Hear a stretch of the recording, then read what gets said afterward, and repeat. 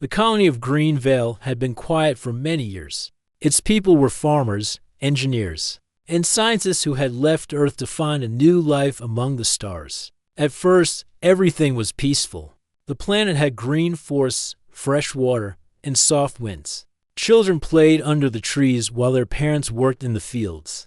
Life seemed simple, and no one expected danger. Then the changes began. At first, it was small. Animals acted strangely. The water sometimes turned dark, and trees would die overnight. Farmers found strange patterns in the soil, like black threads crawling across the land. Some of the colonists tried to ignore it, thinking it was only nature's cycle. Others became worried. They sent messages to Earth and nearby human colonies, but the replies were slow. The galaxy had grown big, and humans were scattered. No one came. One evening, as the sun dipped behind Greenvale's tallest mountains, a young man named Ethan Brown looked at the horizon. He had been working in the communications tower, checking signals from other worlds. His fingers trembled as he noticed interference in the usual channels. Strange noises and weak voices cut through the normal broadcasts. The sounds were frightening. They were not words he understood, but cries of fear. Ethan ran to the colony leader, Claire Harrison. She was calm but serious. A woman in her 40s with strong eyes and a voice that usually reassured everyone. "Claire, listen," he said. He played the recordings for her. The sounds made her stomach turn. She recognized them immediately. They were human. They were the voices of people in danger. "Send a distress signal," she said. "We cannot handle this alone." She knew it would be dangerous. Sending a call to the galaxy might bring attention from groups who would not understand, or might even attack. But there was no choice. If no one came, Greenvale might be destroyed.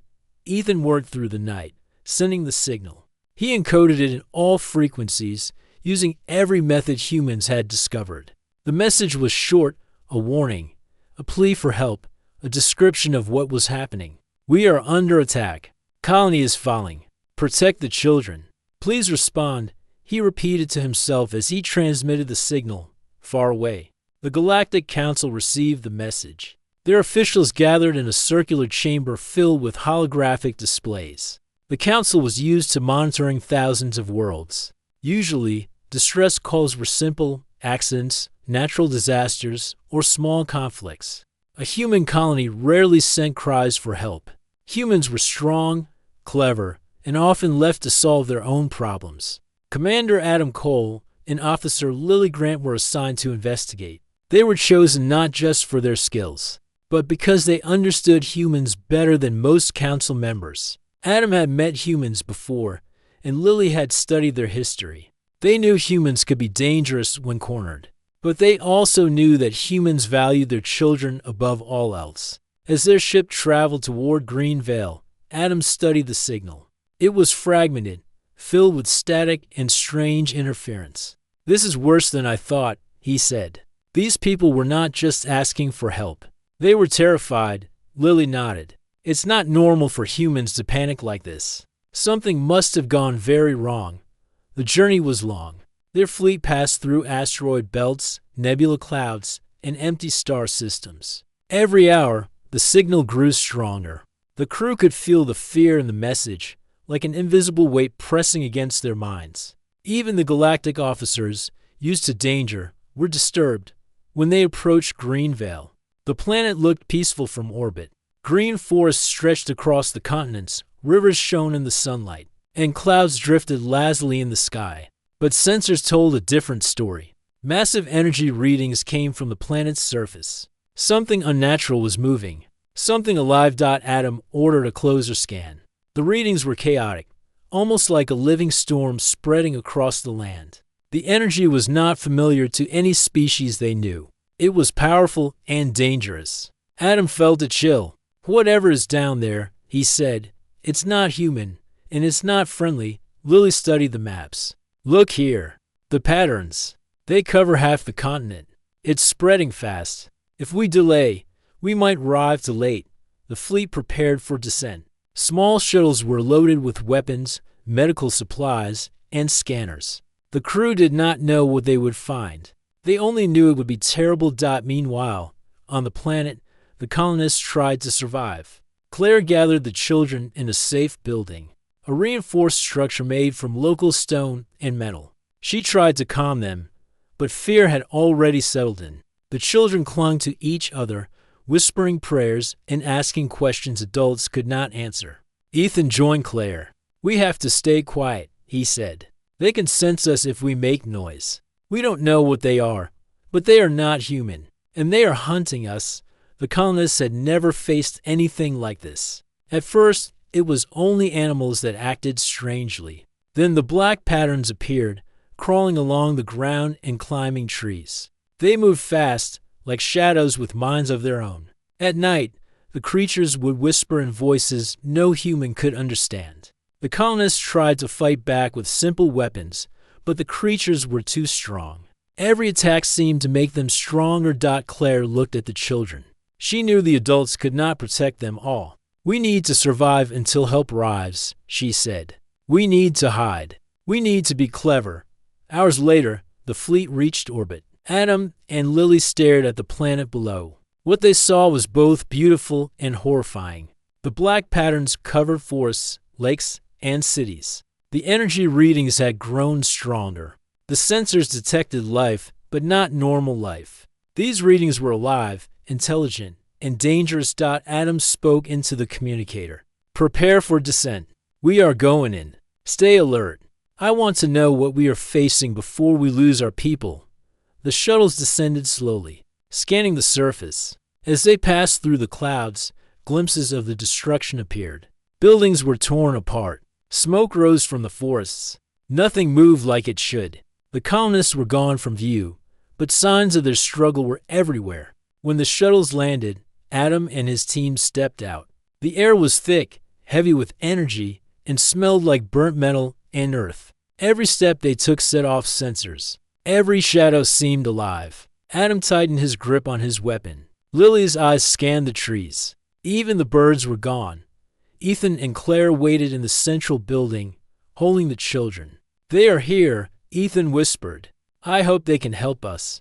The first contact was quiet. Adam's team approached slowly. Their scanners picked up faint human life signs deep in the building. "They are alive," Adam said, relief mixed with worry. "But for how long?" Inside, Claire and Ethan tried to explain what happened. "We fought as best we could," Claire said. "But they are too strong. We only survived by hiding." "The children, they must not fall into their hands," Adam nodded. "We will protect them. That is our mission.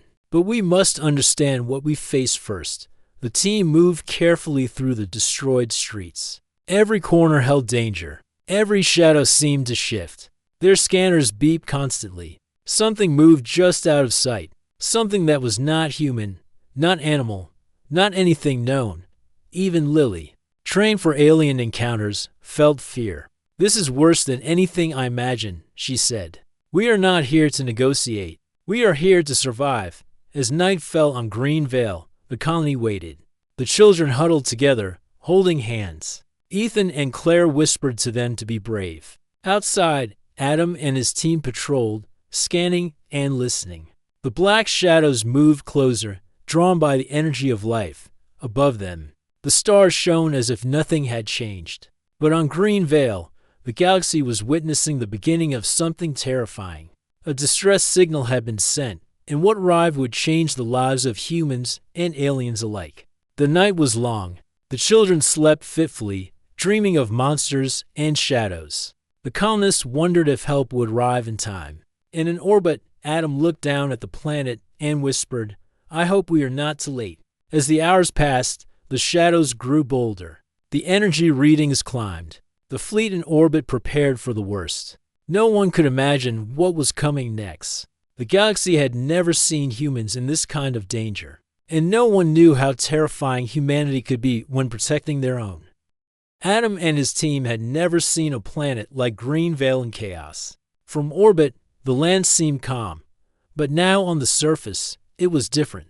Black webs of energy stretched across the forests and plains, moving slowly, almost alive. Every step the team took set off sensors that beeped in warning. The air was thick, heavy, and smelled of burnt metal and soil. Adam looked at his crew. "Stay together," he said. "We do not know what we face. Move slowly, scan everything, and protect each other." Lily nodded, her scanner sweeping the area. "There's life here," she said quietly, "but it's not normal. These readings, it's like the energy itself is alive." The team moved toward the central building, where Ethan and Claire were sheltering with the children. Every street they passed was full of destruction. Houses were torn apart. Vehicles were overturned, metal bent in impossible ways. Trees were broken as if crushed by giant hands. The black webs crept along the ground and up the walls, leaving a sticky residue that burned slightly to the touch. As they approached the building, their scanners detected faint human life signs. Relief washed over Adam. "They're alive. Keep your weapons ready, but focus on getting inside." The building's doors were partially destroyed. Inside, they found Claire, Ethan, and the children huddled together. The kids were pale and scared, holding each other tightly. Claire stood in front of them, trying to appear brave. "They made it," she whispered. Relief mixed with fear. But the others, they didn't survive. Adam's face darkened. "Show me the damage." Claire led them through the building. The walls were scorched. Furniture was broken. Tools and supplies lay scattered across the floor. There were signs of struggle everywhere. Burn marks, claw marks, even strange hand-shaped burns that did not match human anatomy. Every room told the same story. Humans had fought something powerful and lost. Ethan explained quietly. "It started small. Animals acted strangely at first. Then the black webs appeared. They killed anyone who came too close. Adults tried to fight, but it was no use. We had to protect the children. We hid them here." Lily looked around, her scanner picking up the patterns. "These creatures, they are not animals. They are intelligent. They adapt fast. Every time they were attacked, they changed." Adam frowned. "And yet, they left some survivors." Why? Claire shook her head. "I don't know. Maybe they didn't expect us to survive this long. Maybe they want something from us." Adam turned to the children. "We're here to help. You are safe now. Stay close and do exactly what we say." The children looked at him with wide eyes. One boy, no older than 10, whispered, "Will they come back?" Adam crouched down to his level. "If they come, we will stop them. You have nothing to fear now." Outside, the black webs had started moving toward the building. The creatures were testing the humans. They did not attack directly, but the energy waves they sent through the ground made the walls vibrate. Adam's team activated shields around the building. The energy barely touched them, but it was clear the creatures were powerful and intelligent. Nora, the medic, moved among the children.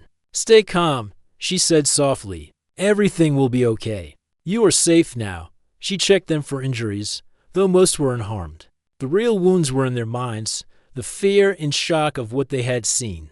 Adam examined the devices the colonists had left behind. Computers, sensors, and small weapons were still active. Some were scanning the black webs, trying to understand the threat. He frowned. "These systems, they are advanced. Humans built these to fight whatever attacked them." "This was planned," Claire nodded. "We tried to fight, but we could not hold them off. Every time we attacked, they adapted. We only survived by hiding." Ethan added, "We left recordings of what happened. If anyone finds them, they will understand. But I don't think anyone can stop them unless they know how to fight." Adam called the team together. "We need a plan. We have children to protect and a planet full of unknown energy patterns. We cannot fight blindly. We need to understand what we face." They began reviewing the recordings the colonists had left. The images were disturbing. Shadows moved through forests and villages. Buildings were torn apart. The creatures were fast, stronger than any human, and seemed to think. Their eyes, if they had any, were glowing and shifting, almost invisible. Every time someone attacked, the creatures changed their form and strategy. "This is not just a random attack," Lily said. "This is hunting. They are looking for something, or someone." Adam frowned. "The children?" Claire nodded. "Yes, they attacked the adults first. They wanted to capture or kill anyone who could fight. We hid the children. That may be why we survived, Nora whispered. They are dangerous. Even the smallest one could harm a human easily. We have to be very careful. Outside, the black webs began to consolidate into shapes. They moved faster now, rising above the ground. Adam's team could feel the energy through their suits, pressing on their minds. It was almost like the creatures were watching, thinking, learning. Adam ordered a perimeter to be set. The team spread out around the building, weapons ready. Sensors were placed outside to track movement. Every time the black webs shifted, alarms rang. The creatures were studying them, testing weaknesses. Hours passed. The children slept, exhausted. Claire and Ethan tried to rest, but their minds were busy planning. Adam and his team monitored outside. They could feel the creatures moving closer, and yet not attacking directly. It was as if the creatures wanted them to make the first move. Finally, one of the scanners detected a strange reading deep in the forest. It was a fragment of the creatures, detached from the main pattern. Adam studied it. It's alive, he said. And it's intelligent. This is not just an animal. This is something we have never faced before. Lily examined the fragment carefully. Its structure. It is made of energy and matter combined. It adapts to attacks instantly. If we are not careful, any attempt to fight it will make it stronger. Adam realized the truth. Humans had fought this before. The colonists had tried weapons, traps, and strategies. None worked completely, but somehow they had survived long enough to protect the children. The rest of the galaxy had ignored their distress. Only now had humans arrived to help. Adam called a meeting with his team and the colonists. We are not just rescuing you, he said. We are here to understand and stop this threat. Humans on this planet have fought for months. They knew what was coming. We will follow their lead. We protect the children first, then we figure out how to stop the creatures. Claire nodded.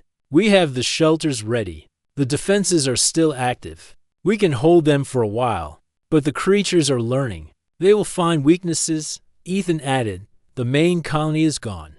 All adults are dead. Only the children survived because they hid. The creatures were hunting every adult they could find. They left no one behind. Adam frowned. This is bigger than we imagined. We need reinforcements. We need strategies. And we need to make sure no one else gets hurt. The night grew darker. Outside, the black webs moved like a tide, curling around trees and rocks. Occasionally, fragments rose into the air, floating silently like smoke. The sensors showed rapid changes in energy. The creatures were planning something. Adam stayed with the children and the colonists inside the building. He could feel their fear, but also their strength. These humans had survived something no one else could. That strength gave him hope. He spoke quietly to Lily. These children, they are more than they seem. They survived months alone, hiding from something deadly. They will teach us how to fight. Lily nodded. Yes, humans are different. They never give up, even when everything is against them. We need to learn from them, fast. Throughout the night, Adam's team worked on the defenses, monitoring the creatures and trying to understand their behavior. The children slept, exhausted but alive. Every alarm that rang made Adam's heart race. Every movement outside reminded him of how powerful the enemy was. By morning, the creatures had spread further. The black webs now covered almost the entire forest around the building. Small fragments floated near the walls, testing the shields. Adam knew it was only a matter of time before the creatures made a direct attack. He gathered the team again. We hold our ground. We protect the children. We observe. And when the time comes, we will fight. But we must learn first.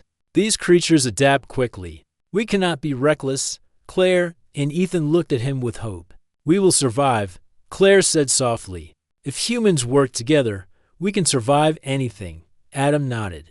Then that is what we will do. Together, we fight. Together, we survive. The black webs shifted outside. Dark shapes moving in ways no human could predict. But inside the building, humans prepared. Children huddled together, and adults stood ready. The galaxy did not know it yet, but humanity was learning, observing, and preparing to strike back. And Greenvale was only the beginning. Adam and his team had spent the night learning as much as they could about the strange creatures. The black webs and floating fragments had tested the building's defenses, but they had not attacked directly. Adam knew this meant the creatures were observing, thinking, and preparing early in the morning. Adam called for a meeting with Claire and Ethan. "We need to know exactly who we are protecting," he said. "Where are the children hiding? How many survived? And what can they tell us about these creatures?" Claire nodded. "We have been careful. The children are in the underground shelter beneath the building. It is reinforced and hidden. We only bring them up when we need supplies." Ethan led the team to a concealed panel in the floor. With a few movements, the panel slid open, revealing a metal staircase going deep into the earth. Adam's team followed closely, weapons ready. The air was cooler here, damp, and smelled of stone and earth dot at the bottom. They found a wide room filled with bunk beds, supplies, and several children. The children froze at the sight of the newcomers, eyes wide and filled with fear. Some began to cry softly. They had survived for weeks in hiding. With only Claire and Ethan to protect them, Adam knelt down, trying to make himself appear smaller and less threatening.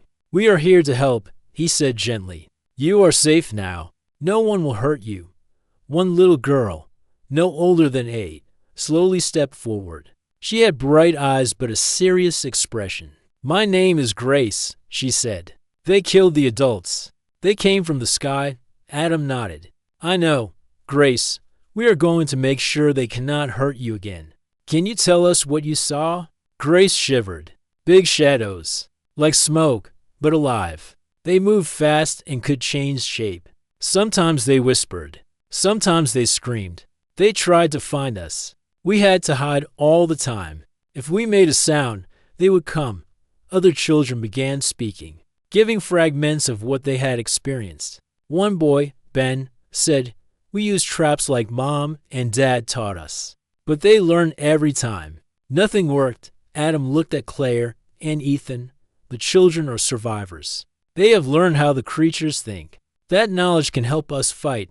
Lily scanned the room with her equipment. "These children are remarkable," she said. "They survived for weeks without adults. Their understanding of the creatures is advanced. They have adapted instinctively." Adam knew this was the key. Humans, even children, could learn and adapt faster than any alien species he had encountered. This was what made humanity dangerous and strong.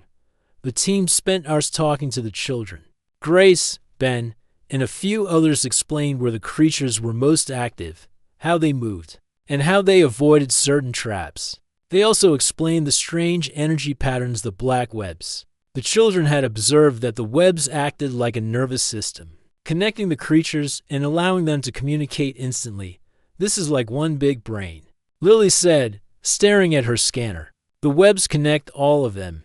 They share information. If one is attacked, the others know immediately." Adam nodded. "That explains why previous attacks failed. The colonists had no way to break their network. We need a strategy that isolates them, prevents communication." Nora, the medic, examined the children carefully. "They are in shock," she said. "Even if they survived, their bodies are fine. But their minds are fragile. We need to protect them mentally as much as physically." Claire stepped forward. "We taught them to be brave, but they have seen things no child should see. We had no choice but to hide." "I'm grateful you came before it was too late," Ethan added. "The creatures are not only strong, they are smart. They hunt with strategy. They adapt every time we fight them. That is why the adults were lost. They did not have enough time to understand the patterns." Adam studied the children and the adults. "We are going to learn. We will combine our technology with what you know. Together, we have a chance. Alone, we would fail." The children began to trust Adam and his team. They showed where tunnels led out of the building, secret entrances to forests, and observation points where the creatures could be watched safely. Adam and Lily mapped everything carefully, recording every detail. Hours passed, and the team realized something surprising. The children had already created traps, systems to warn each other, and ways to hide. Their parents had taught them basic defense, but the children had improved on it. They were small, fast, and clever. Adam said quietly to Lily, "We are not just rescuers. We are students." The children have knowledge that could save the galaxy. We have to learn it before the creatures adapt again. Suddenly, alarms went off outside. The black webs had shifted, forming strange shapes in the forests. The fragments had moved closer to the building, testing defenses again. Adam's team went to the windows, scanning. They are preparing, Lily said. They are not attacking yet. They are studying us, planning. Claire looked at the children. We need to stay calm. They feed on fear. If we panic, it will be worse. Adam nodded. Everyone, stay inside. Do not engage until we understand what they want. Observe, record, and prepare. We will protect you. The black webs moved silently through the trees. Occasionally, fragments lifted into the air, floating like smoke. Adam realized the creatures were intelligent beyond imagination. They could analyze, plan, and adapt in seconds. Every human action was being studied. Ethan spoke softly. They are learning from us too. Every move we make, they watch. We have to be careful. Adam agreed. We cannot fight blindly. We protect the children first. Then we find a way to defeat them. The children gathered together in the shelter, holding each other. Grace whispered to the others, telling them to be brave. They cannot see inside here, she said. We are safe for now. We survived this long. We can survive more. Adam watched them. These children, so young and small, had survived the threat that had destroyed adults. Their courage inspired him. He realized the true strength of humanity. Even the smallest, most fragile humans could endure what no other species could. Outside, the black webs were growing, spreading faster now. Adam's scanners showed that the creatures were preparing for a direct attack. Their energy pulses became more violent, testing shields and walls. The time for learning was ending. The time for action was approaching. Adam called his team together. We have observed. We have learned. We know what these creatures are capable of. We know how they think. Now we must prepare. We protect the children. We hold the line. And we strike when the moment is right. Lily added, the children can guide us. Their knowledge of the creatures' movements, their traps, their hiding spots. This is our advantage. If we act carefully, we can survive. Nora checked on the children again. They are ready, she said. Not for battle, but to survive. That is what matters. Humans always survive. Claire looked at Adam. You understand now. Humanity cannot be underestimated. Even these children have skills no alien expects. That is why we survived this long. Adam nodded, feeling a mixture of fear and hope. Then we will use that. We fight together. We survive together. The creatures will not take these children. The black webs began to move faster. Shadows rising from the forest like smoke in the wind. The creatures were preparing for a strike, but inside the shelter, humans were ready too. Small voices whispered plans, small hands set devices, and young eyes watched carefully. Adam looked around at the team and the children. This is the moment that defines us. We protect, we fight, we survive. We do not fail.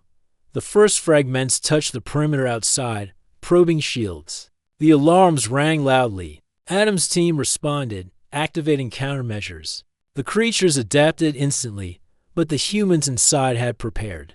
The children's knowledge guided their actions, avoiding traps and keeping them safe. For the first time, Adam realized something profound. Humans were not just survivors. They were learners, adapters, and fighters even when small and young.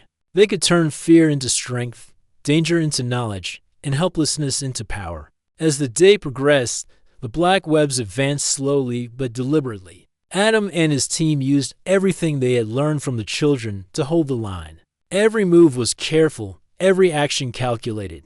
The creatures tested them, but the humans stayed calm, determined, and smart. And somewhere deep inside, Adam knew that the true fight had only just begun. The children of Greenvale held the key to survival. Their courage, knowledge, and instinctive strategy would guide humanity through the darkness. Outside, the black webs pulsed, shadows moving closer. Inside, humans prepared, learning from those who had survived the impossible. And as the sun rose over Greenvale, the first true test of courage and intelligence began. Humanity was ready.